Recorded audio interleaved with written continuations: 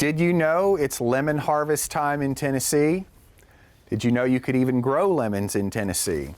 Well, you certainly can as a houseplant during the winter, obviously, or I have a couple of interesting ways that you can overwinter your lemon trees, or other citrus for that matter. This is a big variegated lemon here next to me that I've just cut these 2 fruit off of, and I have several more to harvest. But I also have lime trees, I have a navel orange, I have another sweet orange, and a couple of others. And I have learned a really good way of overwintering these without having to drag them in my house, actually. I'm lucky that I have a storage room on the back of my house, and I also have a garden shed. And these citrus actually overwinter in my garden shed, unheated. I have a small space heater that if it gets down into the teens, and I think the interior of the garden shed might freeze hard, I start that small space heater, run it for overnight for however many nights it's going to be in the teens, and then I shut it off. There are a couple of advantages to that. It keeps the trees dormant. You can see that these have actually, some of them, lost their leaves for the winter, and that is okay. The stems are green clear to the top. I moved these out a couple of days ago, and in 2 or 3 weeks, you'll never know they were leafless. They'll have all new growth on them. It also really encourages them to flower. This is the navel orange down here, this little short one, and you can see that it is loaded with flower buds. I won't let very many of these develop if it sets fruit at all because the tree is still pretty small. I might let 2 or 3 mature on this. And then more as the tree gets bigger. Every tree that you see here started in a 1-gallon pot, less than 12 inches tall. These smaller trees are about 2 to 3 years old and just coming into being bearing age. And the big variegated lemon that we started on, I've had for about a decade. It's about, sitting in its pot, it's about 8 feet tall and about 4.5 feet wide. And that is as big as I will let it get because that is the size that will, if you are careful and bend the branches inward just a little bit, it will fit in through a standard size doorway. And that's how I can get it in and out for the winter months.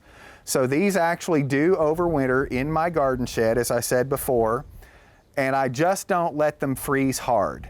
They will tolerate 35 degrees with no problem at all.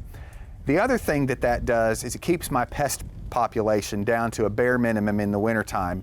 Anybody who has tried to grow citrus indoors as a houseplant knows that all winter long you fight spider mites, you fight scale insects, and you fight mealybugs.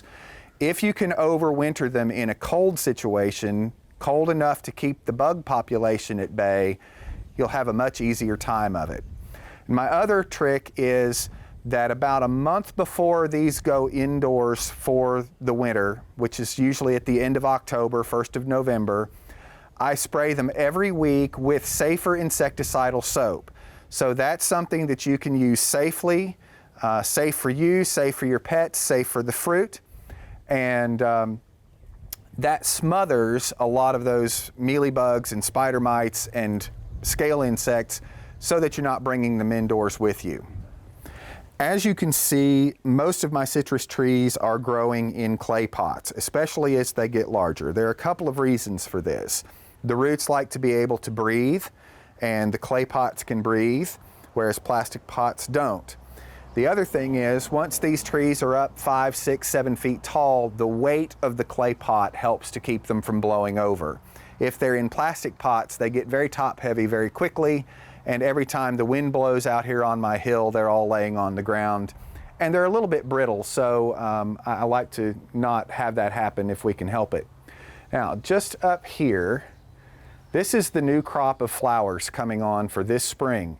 And there are little flower buds emerging all over the plant. So not only have the lemons turned yellow, the mature ones turned yellow, but the new crop is starting, and that's one of the ways you know that it's time to harvest.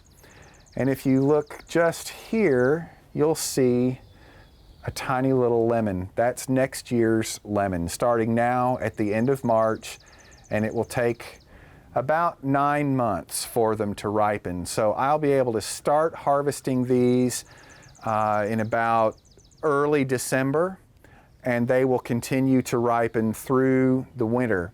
And once they're ripe, they can actually hang on the tree for 3 or 4 months and not spoil. So you can, once they've turned yellow, you can just leave them hanging on the tree and harvest them as you need them and have a fresh supply of lemons all winter long. If you like this video, we've got a wide range of gardening related topics here on our channel. Home garden tours, plant showcases, tips from growers, and much more. Take a dive into our archive and be sure to click to subscribe so you can catch all of our new topics. Until next time.